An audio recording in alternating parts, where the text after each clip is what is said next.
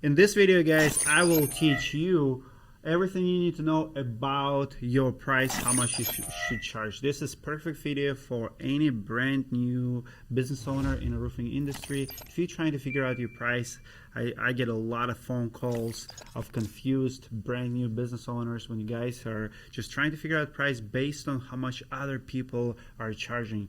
If you did not figure out your price in the first year in business, you might be out of business because you did not charge enough, or maybe you were charging too much. So price is a strategy, but there's 5 factors what goes in your price. I'll go over all of this. If you like this video, give it a like. If you like more content, business content like this, for all of you guys who are struggling in the first couple of years in business, I'm here to help you with the Roofing Business School. This is kind of lessons we teach on a regular basis. So right now in the country, you get different pricing. So I see, we have over 250 companies in our directories, in our directory and in our business school, and I talk to them on a weekly basis. I know how much people charge in Seattle, New Jersey, Atlanta, all over the country. So price usually goes anywhere from on the lower end from $250, that's per square, to all the way to about $650. So most common prices you see, kind of your average price, it's about $350 to $500 range, depending where you're at in a country. Here's what drives the prices up. It's a labor cost, and of course it's materials, but also the region. If everything is expensive in New Jersey up north, it's going to be one of the most expensive roofs in the country. And if it's regulated like in Florida, it's also going to be a little bit more pricey because jobs just takes way too long to do. So number one, what you need to know when you're considering how much to charge is to know your overhead and your direct cost. So direct cost is easy. It's how much your materials cost and how much your labor cost. But also overhead, your truck, your expenses, everything you guys do and pay for in business, like your meals if you're putting on a business card, if you like your cell phone bill, your rent. Even if you work from your house, you still probably have some business expenses, your printers, your phones, your apps, your CRM cost. If you have receptionist, she would be your overhead cost, and you have to put her, like her salary divided by all the jobs that you do per month to justify how much you're paying for. So you need to know your overhead and the direct cost. Second is the value you bring to the market. Now, this one is very, very important. Some of you guys have unfair advantage. For example, let's say your dad works with you and he charges you, I don't know, $12 an hour. Just because you have a cheap labor does not mean that your value is cheap. If everybody's charging in your market $500 for repairs and it costs you only $100, you might be thinking, well, it cost me $100. I'll do it for $150. The problem with that is, what's going to happen if your dad going to quit working for you, decided to retire? Now you've been charging $150. Now you have to charge what everybody else is charging. So value is a perception of the market. So for example, today value of the cell phone, it's about, we're ready to pay $1,000. Can you make a cell phone for $500? You probably can, but you will be stupid to do that. There's a reason companies charge $1,000. Ford F-150 today costs 70 grand, and all manufacturers kind of sell them in the same price range. Well, 10 years ago, it was $35,000. So value is how much consumers are willing to pay. The problem with the value is this. If you're too cheap, so let's say you don't have overhead and your cost is super, super cheap. So let's say you can install roofs at $250, but if you live in Pennsylvania, everybody else charging $500, it's also going to be a red flag. People are going to be asking, why this guy is so cheap? What gives? Because even if you're profitable, your value should be kind of market value. You can be a little bit cheaper because you're smart with your money and you maybe buying in bulk materials, so you have cheap labor. But value that you bring also should be considered when you sell products. Like, for example, if common price in your market for gutters, $10 a foot, and you can make money doing it $4 a foot, think twice before you actually charge 6, 7. Maybe it's a good idea to charge 9 and be actually profitable, because you can do more, you can hire more people, you can expand faster, So don't base your price only on overhead and direct costs. Consider the value, how much people are willing to pay, what market says it is, because when you listen to the market, you actually will have better understanding why people charge more, because maybe they know something you don't. Maybe they know the liability and risk. Maybe they're preparing for labor shortage or saving on for the bad day. And if you don't do that, if you don't listen to the market, if you're charging not enough, when you have to charge more, you will not be able to, because next one is ability to sell. If you can only win by being the cheapest guy, like you're the cheapest guy, everybody can sell now. Everybody can sell on the price, but the problem with that is people don't always go with the cheapest estimate. In roofing industry, construction in general, it's one of a kind. In other markets, like for example in clothing and food industry, you can actually make in the premium brands and in cheap brands. Like for example, Walmart, Aldi, Walmart is a $300 billion company, but they have that category that they have okay products, but for cheap. You can go in Walmart right now and buy, spend $100 on groceries and, on household items, and you actually get full cart. You go to, other stores, like even Target, it's going to be way more. Now, that's a category. People think like a category. In a roofing industry and in construction in general, it's actually in reverse. People always go for the middle. So that's how this industry is different from any other industries out there. So in retail, middle companies usually go out of business because they don't stand for anything. People usually either want to save money or they want to spend on the luxury and pay one. So people usually want to either Mercedes-Benz or Toyota, one or another. And brands who stay in the middle, they go out of business, like Sears. Sears lost brand identity. They did not stand for anything. People stopped going to Sears to buy jeans. Would you buy jeans at Sears? If you want a fancy jeans, you go, Buffalo, Calvin Klein, fancy jeans, right? If you want a cheap jeans, you go to Walmart. Sears were in the middle, and that's the problem with the middle brands in retail. Now, construction is completely different. People they don't want to overpay. You rarely will find someone who just wants to go with the most expensive bid for their roof. Not going to happen. And people also don't want to get screwed and go with the cheapest bid. So construction is actually complete opposite from any other retail. People go for the middle. You have to know your numbers, and you have to be able to sell high ticket items, and a lot of them. And just because your price is just right, you have to believe in that price. You have to have confidence within yourself that it's a good price, it's a good value, it's a good marketplace. You're not too expensive, you're not the cheapest, you bring them value. And between you and me, I think the best place, so if they have 6 estimates, the best place is right here. If you can figure out how to be like second, so let's say first one is usually the biggest companies have been around for too long, like high pressure sales techniques.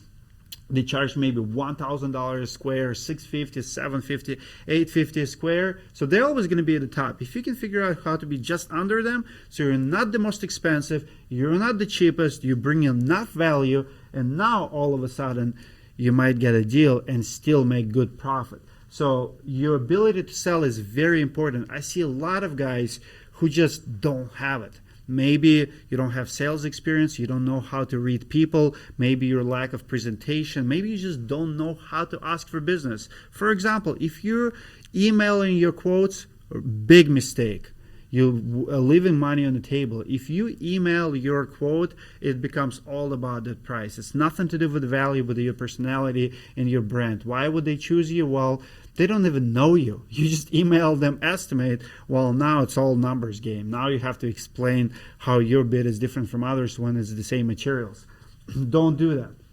Number 4 is the most important out of 5, is your breaking point. Guys, this is crazy, and I keep talking about this, and this is very important. You have to know your breaking point. For example, your overhead and your direct costs, you have to calculate it. Ask yourself this. I always a reference McDonald's here. So McDonald's makes a lot of money selling burgers. So when McDonald's sell a burger for $8, it's only cost them like $1.50. So you would think they're profitable by doing so. Well, think twice. So if McDonald's sell only 50 burgers a day, did they make money? They have operation costs, they have labor costs, they have to stay open. I guarantee you McDonald's will lose money when they sell 50 burgers a day, even if each burger on paper makes money. Now, McDonald's cannot just go and say, well, we didn't make enough money, so now we have to raise the price. We're going to charge $25 for McDonald's. They're not going to sell it. Why? Because value is not there. You know, if their competition is selling burgers for $8, they might charge at $9, but they cannot go to $25. So you cannot make up for breaking point just by selling more, right? So here's what you have to understand. McDonald's know their numbers, and they know to be profitable, they have to, let's say, sell 3,000 burgers a day. If they're north of it, they're profitable. If they're less, they're not. For example, for my business, if we sell $400,000 a month, we're profitable. If we sell $350,000, we are not. So my breaking point is $400K. So each job that I do is profitable per se, as long as I meet my breaking point. You have to know that. And here's how a lot of companies get in trouble and become a Ponzi schemes in this business. Let's say your breaking point because of your office, your sales team, all your loans, trucks, and all the overhead. Let's say it's $700,000, but you're only doing $500. So you live a lavish lifestyle. By the way, it happens all the time. You live a lavish lifestyle. You have sales guy. On outside, you run an amazing team, amazing business. Everybody wants a piece of you, right? On the inside, even when you have $600,000 per month, you want to show yourself as a big shot. You want a drive nice truck, but in reality, you're losing, you're bleeding, you're actually losing $100,000 because your breaking point is just not there.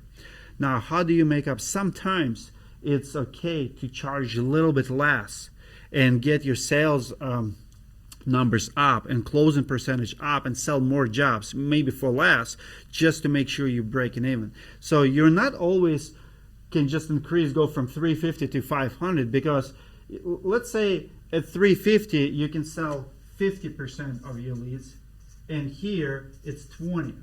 Sometimes if you're charging $500 a square and your closing rate is 20%, maybe you need to go to 350 to 50% just to meet your breaking point, just to bring enough money, enough cash to keep the wheels rolling in your business. Figure out your breaking point. If you guys need any help, comment below. Maybe we'll get on a phone call with you and I'll help you figure out the breaking point, what it's all about, how to figure out your true overhead and your true direct cost, and I will help you with the breaking point. If you don't know the breaking point in your business, you might be out of business in a year or two, just a matter of time. Now, breaking point, after you figure it out, next thing which you have to figure out, guys, is your profit margin. How much do you want to make? We're all different. For example, you've seen an interview with Eric Rena on our channel. Eric Rena is complete opposite of me. Eric Rena does not think that it's worth having a roofing business with 7, 8, 10% profit margin. He needs to be at 20. That's why he does not hire a lot of people. He answers his phone calls. He is main sales guys for the company, and I appreciate it. It's his personality. You have to know yours. I know mine. For me, running $5 million business with a 10% profit margin is good enough. For Eric Rena, it's 20%. I know a couple guys in different businesses, like for example, asbestos removal guys. For them, they have to have 30-40% profit margin because it's dangerous. A lot of training, a lot of liability. So I have a friend, he does about $3 million a year in asbestos removal business. So here's how he prices his jobs. He gets his overhead, his direct costs, let's say it's $150,000, and he literally doubles it. He sells the jobs at $300K. Great gross profit margin, great net profit margin. And by the way, gross and net are not the same. Average in this business, net is about 10 and gross is about 30 to 40%. If you have any questions about it, I'll make another video about it. Just comment below, request it, and I'll explain. Now, in our roofing school, we talk about it all the time. So for that guy, his net profit is about 30%, and his closing rate is about 10-15%. Here's what it means. Out of 10 requests that he gets, he only closes 1 to 2 jobs. He's okay saying no to 8 jobs and only get 1, 2 at his profit margin. So ask yourself where you want to be. What's good enough for you? If you do $10 million a year at 10% net, and maybe you work 10, 20 hours a week, maybe 10% for you is good. Maybe it's not enough. Advantex, another company, we did a company tour. Their company tour on our YouTube channel as well. You can find it, Advantex Roofing out of Chicago. I respect owner so much. He did not have a receptionist for the last 3 years. He wants to answer every phone call. One of the reasons, he keeps obviously overhead close to nothing. He doesn't hire a lot of people, but also he is in touch with the homeowners, and it's personal touch, right? His overhead helps him with the higher profit margins. He buys cars for cash. He's very profitable. He's probably, if I would have to guess, after what I've seen, probably 15-20%. So, but he's doing more work. He's answering his phone calls. I have different personality. I hate answering phone calls. I cannot spell for my life. I don't want that personal touch. I want to be a little bit more disconnected from my homeowners and from everyday routine. That's my personality. But I pay here in profits. So my profit margins are smaller than some other guys, which is totally fine. You have to ask yourself and be honest with yourself. What do you want to accomplish? Because here's the biggest mistake that guys do. Maybe you went on a bid and you found another quote from another company. Maybe homeowners showed it to you, say, hey, this company charges this. You came home, it's like, man, this company charges $500 a square. I'm going to charge that. Well, couple problems with that. They might have ability to sell at $500. You might not. If I sell at $500 and my employee who works for me goes start business tomorrow, I have ability to sell because I build a brand. I've been in business for 7 years. I have online reviews. I have a sales process. I have presentation. I actually bring value. Someone who even worked for me might not have ability to sell at that price. Or maybe I sell $500 a square with a 50% closing rate, and you doing it will only bring you 10%, meaning you're going to be wasting marketing dollars and all of that stuff. So think about it. If you plus there's overhead, you don't know how much those companies paying for their materials, and also if someone is charging $250, you might be thinking, oh, that's stupid. I can't believe they do. But you don't know. Maybe they buy materials in bulk. Maybe you're paying $90 per square and they paying $60 per square. And there's your $30 difference in materials alone. Maybe they have special relationship with the crews. You don't know what you don't know about other businesses. So my advice to you is stop looking what other people are doing. Look at your business, at your numbers. You know your business like no one else. You know your personality like no one else. We're all different. You have to build your business just like you build your body. When you go to the gym, you cannot just see what other guys doing and benching. You have your personality, you have your body type, you have your strengths and weaknesses. Work on your weaknesses, improve your strengths, and that's how you're going to become great. If you guys have any questions about this, comment below, hit me up, I'll help you. Now, a few more tips for you as bonus tips. So I want to summarize it, and I want to give you a few bonus tips, if you will. How much should you charge? Charge enough to cover your overhead and cover your direct cost. Also, always make sure you meet your breaking point. Make sure you charge enough, or your price is actually what you can sell. Just because someone else sells cheaper or higher, it doesn't mean that you can sell. Maybe you don't have a self-confidence to sell at that point yet. Charge according to your values. For example, if you're all about saving money, if you're all about being the cheapest guy and you just refuse to be the most expensive quote, and your motto in life is to save people's money, maybe you're always going to be $250, and that's okay. Some people born to be Mercedes-Benz and some people want to be Hondas.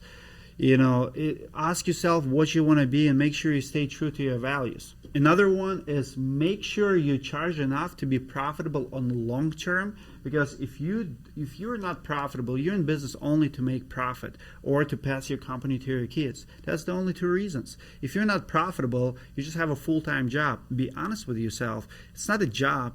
It's a business. And by the way, profit is not how much you pay yourself. Profit is what stays in business after you pay yourself. So if you don't have any money left in business after you pay yourself, you have a full-time job, you don't even have a business. Make sure you stay profitable. And last tip, guys, it's okay to lose money in the beginning. First couple years, you might not show profit in the books. My high recommendation to you, be a little bit cheaper in the beginning, build your brand, build your reputation, because if big companies in your town right now are charging $650, $500, on the higher end, don't try to compete with them. You don't have probably value yet. You probably don't have ability to sell at those rates yet. And to be honest with you, I don't think you can. When you're a new guy on the block, you have to earn their trust. My first job in the United States was in the deli department, and after 6 months making like $6 an hour, I joined another deli. It was a brand new store, and they crushed everybody in town. It was in Chicago. They absolutely crushed. They have so many mailers, send them to people, and I remember like ham bologna was like 99 cents. So what they were doing, they lower their prices and they keep sending people. We have lines. When we were yelling, I was cutting sausages, bolognas, like cheeses and stuff. We were yelling, 70, 80 people were in line. So we have a big line. It was like 100 rolls in a number, and when we were calling the numbers, we would be calling 30, and next number is actually like 50. So it was literally 70 people in line.